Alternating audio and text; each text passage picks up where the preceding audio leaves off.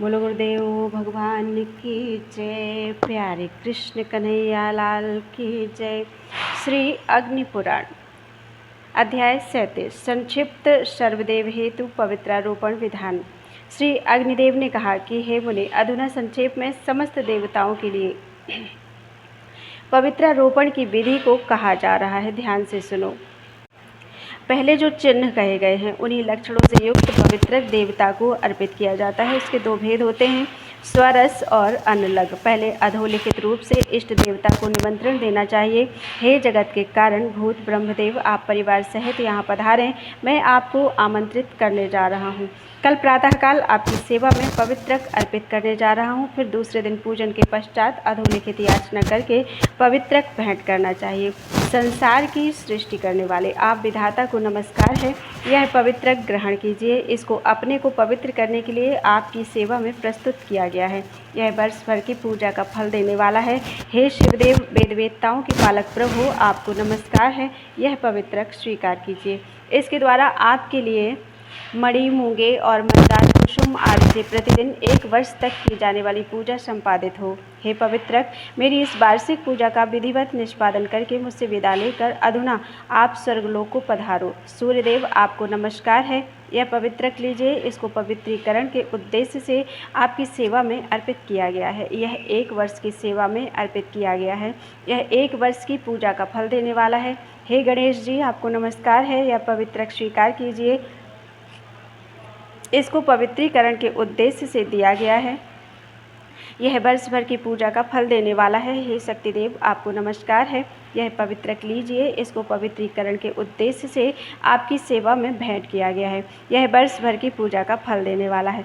पवित्रक का यह श्रेष्ठतम सूत नारायणमय और अनिरुद्धमय है। धन, धान्य, आयु तथा आरोग्य को देने वाला है। इसको मैं आपकी सेवा में दे रहा हूँ। यह श्रेष्ठ सूत प्रद्युम्नमय और संकर्षणमय है। विद्या, संतति तथा सौभाग्य को देने वाला है। इसको मैं आपकी सेवा में अर्पित करने जा रहा हूँ। यह वासुदेवमय सूत्र धर्म, अर्थ, काम तथा मोक्ष को देने वाला है। संसार सागर से पार लगाने का यह श्रेष्ठतम साधन है।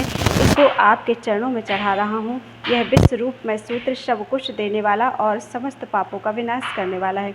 भूतकाल के पूर्वजों और भविष्य की भावी संतानों का उद्धार करने वाला है। इसको आपकी सेवा में प्रस्तुत करने जा रहा हूँ। कनिष्ठ, मध्यम, श्रेष्ठतम और परमोत्तम, इन 4 तरह के पवित्रकों का मंत्रोच्चारण पूर्वक क्रमशः दान करने जा रहा हूँ।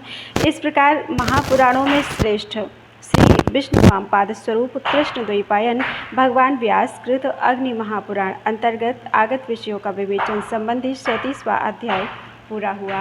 बोलो वृंदावन बिहारी लाल की जय। अध्याय 38 देवालय निर्माण फल आदि कथन। श्री अग्निदेव ने कहा कि हे मुनिवर वशिष्ठ, भगवान वासुदेव आदि विभिन्न देवताओं के निमित्त मंदिर का निर्माण कराने से जिस फल आदि की प्राप्ति हो जाती है, अधुना मैं उसी का वर्णन करने जा रहा हूँ। जो देवता के लिए मंदिर, जलाशय आदि के निर्माण कराने की इच्छा करता है, उसका वह शुभ संकल्प ही उसके हजारों जन्मों के पापों का विनाश कर देता है। जो मन से भावना द्वारा भी मंदिर का निर्माण करते हैं, उनके सैकड़ों जन्मों के पापों का विनाश हो जाता है। जो लोग भगवान श्री कृष्ण के लिए किसी दूसरे के द्वारा बनवाए जाते हुए मंदिर के निर्माण कार्य का अनुमोदन मात्र कर देते हैं, वे भी समस्त पापों से मुक्त होकर उन अच्युत देव के लोक अर्थात बैकुंठ अथवा गोलोक धाम को प्राप्त होते हैं। भगवान श्री हरि विष्णु के निमित्त मंदिर का निर्माण करके मनुष्य अपने भूतपूर्व तथा भविष्य में होने वाले 10,000 वंशों को तत्काल विष्णु लोक में जाने का अधिकारी बना देता है। श्री कृष्ण मंदिर का निर्माण करने वाले मनुष्य के पितर नरक के क्लेशों से तत्काल छुटकारा पा जाते हैं और दिव्य वस्त्राभूषणों से अलंकृत होकर बड़े हर्ष के साथ विष्णु धाम में निवास करते हैं। देवालय का निर्माण ब्रह्म हत्या आदि पापों के पुंज का विनाश करने वाला है। यज्ञों से जिस फल की प्राप्ति नहीं होती, वह भी देवालय का निर्माण कराने मात्र से प्राप्त हो जाता है। देवालय का निर्माण करा देने पर समस्त तीर्थों में स्नान करने का फल प्राप्त हो जाता है। देवता, ब्राह्मण आदि के लिए रणभूमि में मारे जाने वाले धर्मात्मा शूरवीरों को जिस फल आदि की प्राप्ति हो जाती है, वही देवालय के निर्माण से भी सुलभ होता है।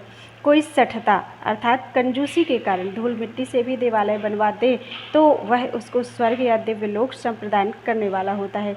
एकायतन अर्थात एक ही देव विग्रह के लिए एक कमरे का मंदिर बनवाने वाले पुरुष को स्वर्गलोक की प्राप्ति हो जाती है। त्रयायतन मंदिर का निर्माता ब्रह्मलोक में निवास पाता है। पंचायतन मंदिर का निर्माण करने वाले को शिवलोक की प्राप्ति हो जाती है और अष्टायतन मंदिर के निर्माण से श्रीहरि विष्णु की सन्निधि में रहने का सौभाग्य प्राप्त होता है। जो षोडशायतन मंदिर का निर्माण करता है वह भोग और मोक्ष दोनों पाता है। श्रीहरि के मंदिर की 3 श्रेणियां हैं, कनिष्ठ, मध्यम और श्रेष्ठ। इनका निर्माण कराने से क्रमशः स्वर्गलोक, विष्णुलोक तथा मोक्ष की प्राप्ति हो जाती है। धनी मनुष्य भगवान श्रीहरि का विष्णु का श्रेष्ठतम श्रेणी का मंदिर बनवाकर जिस फल को प्राप्त करता है उसको ही निर्धन मनुष्य निम्न श्रेणी का मंदिर बनवाकर भी प्राप्त कर लेता है। धन उपार्जन कर उसमें से थोड़ा सा ही खर्च करके यदि मनुष्य देव मंदिर बनवा ले तो उसको बहुत अधिक पुण्य और भगवान का वरदान भी प्राप्त करता है। 1 लाख या 1000 या 100 अथवा उसका आधा अर्थात 50 मुद्रा ही खर्च करके भगवान श्री हरि विष्णु का मंदिर बनवाने वाला मनुष्य उस नित्य धाम को प्राप्त होता है जहाँ साक्षात गरुड़ जी की ध्वजा फहराने वाले भगवान श्री हरि विष्णु विराजमान होते हैं। जो लोग बालपन में खेलते समय धूल से भगवान श्री हरि विष्णु का मंदिर बना देते हैं वे भी उनके धाम को प्राप्त हो जाते हैं। तीर्थ में, पवित्र स्थान में, सिद्ध क्षेत्र में तथा किसी आश्रम पर जो भगवान श्री हरि विष्णु का मंदिर बनवाते हैं उनको अन्यत्र मंदिर बनाने का जो फल बताया गया है उससे 3 गुना अधिक फल मिल जाता है। जो लोग भगवान श्री हरि विष्णु के मंदिर को चूने से लिपाते हैं और उस पर बंदूक के फूल का चित्र बनाते हैं वे अंत में भगवान के धाम में पहुंच जाते हैं। भगवान का जो मंदिर गिर गया हो, गिर रहा हो अथवा आधा गिर चुका हो उसका जो मनुष्य जीर्णोद्धार कराता है वह नवीन मंदिर बनवाने की अपेक्षा 2 गुना पुण्य फल प्राप्त करता है। जो गिरे हुए विष्णु मंदिर को पुनः बनवाता है और गिरे हुए की रक्षा करता है वह मनुष्य साक्षात भगवान श्री हरि विष्णु का ही स्वरूप प्राप्त करता है। भगवान के मंदिर की ईंट जिस समय तक रहती है तत्पश्चात तक उसका बनवाने वाला विष्णु लोक में वंश सहित प्रतिष्ठित होता है। इस संसार में परलोक में वही पुण्यवान और वही पूजनीय है। जो भगवान श्री कृष्ण का मंदिर बनवाता है वही पुण्यवान उत्पन्न हुआ है, उसी ने अपने वंश की रक्षा की है। जो भगवान श्री हरि विष्णु, शिव, सूर्य और देवी आदि का मंदिर बनवाता है वही इस श्लोक में कीर्ति का भागी होता है। सदा धन की रक्षा में लगे रहने वाले मूर्ख मनुष्यों को बड़े कष्ट से कमाए हुए अधिक धन से क्या लाभ हुआ यदि वह उससे श्री कृष्ण का मंदिर ही नहीं बनवाता।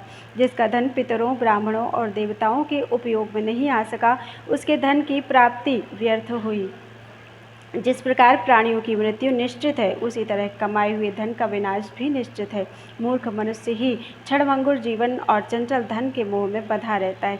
जिस समय धन दान देने के लिए, प्राणियों के उपभोग के लिए, कीर्ति के लिए और धर्म के लिए काम में नहीं लाया जा सके उस धन का मालिक बनने में क्या लाभ है। इसलिए प्रारब्धवश मिले अथवा पुरुषार्थ से किसी भी उपाय से धन को प्राप्त कर उसको श्रेष्ठतम ब्राह्मणों को दान दें अथवा कोई स्थिर कीर्ति बनवाएं। चूँकि दान और कीर्ति से भी बढ़कर मंदिर बनवाना है इसलिए बुद्धिमान मनुष्य विष्णु आदि देवताओं का मंदिर आदि बनवाएं। भक्तिमान श्रेष्ठ पुरुषों के द्वारा यदि भगवान के मंदिर का निर्माण और उसमें भगवान प्रवेश अर्थात स्थापन आदि हुआ तो यह समझना चाहिए कि उसने समस्त चराचर त्रिभुवन को रहने के लिए भवन बना दिया। ब्रह्मा से लेकर तृण पर्यंत जो कुछ भी भूत, वर्तमान, भविष्य, स्थूल, सूक्ष्म और इससे भिन्न है वह सब भगवान श्री हरि विष्णु से प्रकट हुआ है। उन देवाधिदेव सर्वव्यापक महात्मा विष्णु का मंदिर स्थापन करके मनुष्य पुनः संसार में जन्म नहीं लेता अर्थात मुक्त हो जाता है। जिस तरह विष्णु का मंदिर बनवाने में फल बतलाया गया है उसी तरह अन्य देवताओं शिव, ब्रह्मा, सूर्य, गणेश, दुर्गा और श्री लक्ष्मी आदि का भी मंदिर बनवाने से होता है। मंदिर बनवाने से अधिक पुण्य देवता की प्रतिमा बनवाने में है। देव प्रतिमा की स्थापना संबंधी जो यज्ञ होता है उसके फल का तो अंत ही नहीं है। कच्ची मिट्टी की प्रतिमा से लकड़ी की प्रतिमा श्रेष्ठतम है, उससे ईंट की, उससे भी पत्थर की और उससे भी अधिक स्वर्ण आदि धातुओं की प्रतिमा का फल है। देव मंदिर का प्रारंभ करने मात्र से 7 जन्मों के किए हुए पाप का विनाश हो जाता है तथा बनवाने वाले मुख्य स्वर्ग लोक का अधिकारी होता है।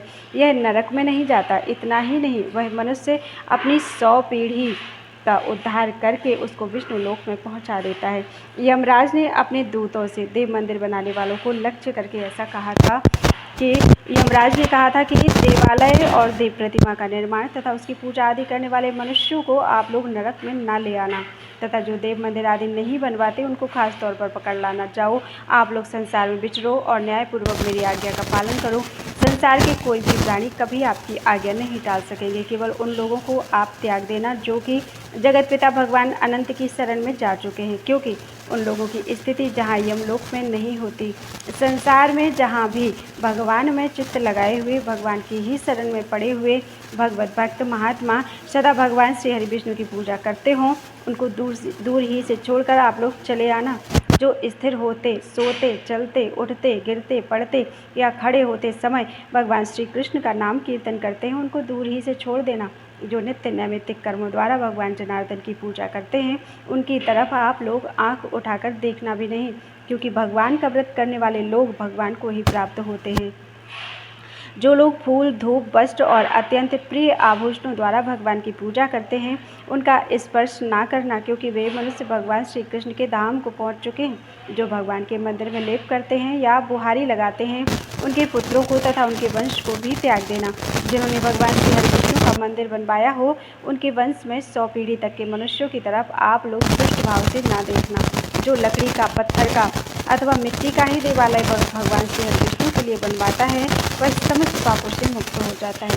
प्रतिदिन यज्ञों द्वारा भगवान की आराधना करने वाले को जो महान फल मिलता है, उसी फल को जो विष्णु का मंदिर बनवाता है वह भी प्राप्त करता है। जो भगवान अच्युत का मंदिर बनवाता है, वह अपनी बीती 100 पीढ़ियों के पितरों को तथा होने वाले 100 पीढ़ी के वंशजों को भगवान श्री हरि विष्णु लोक को पहुँचा देता है। भगवान श्री हरि विष्णु 7 सप्तलोकमय हैं। उनका मंदिर जो बनवाता है, वह अपने वंश को काटता है, उनको अक्षय लोकों की प्राप्ति कराता है और स्वयं भी अक्षय लोकों को प्राप्त करता है। मंदिर में ईंट के समूह को जोड़कर जितने वर्षों तक रहता है, उतने ही 1000 वर्षों तक उस मंदिर के बनवाने वाले स्वर्ग लोक में रहते हैं। भगवान की प्रतिमा बनाने वाला विष्णु लोक को प्राप्त होता है, उसकी स्थापना करने वाला भगवान में लीन हो जाता है और देवालय बनवाकर उसमें प्रतिमा की स्थापना करने वाला सदा भगवान के लोक में निवास पाता है। श्री अग्निदेव बोले, यमराज के इस तरह आज्ञा देने पर यम के दूत भगवान श्री हरि विष्णु की स्थापना आदि करने वालों को यमलोक में नहीं ले जाते। देवताओं की प्रतिष्ठा आदि की विधि का भगवान हयग्रीव ने ब्रह्मा जी से वर्णन किया था। इस प्रकार महापुराणों में श्रेष्ठ श्री विष्णु भामपाद स्वरूप कृष्ण द्वैपायन भगवान के आश्रित अग्नि महापुराण अंतर्गत आगत विषयों का विवेचन संबंधी 38वां अध्याय पूरा हुआ। बोलो वृंदावन बिहारी लाल की जय।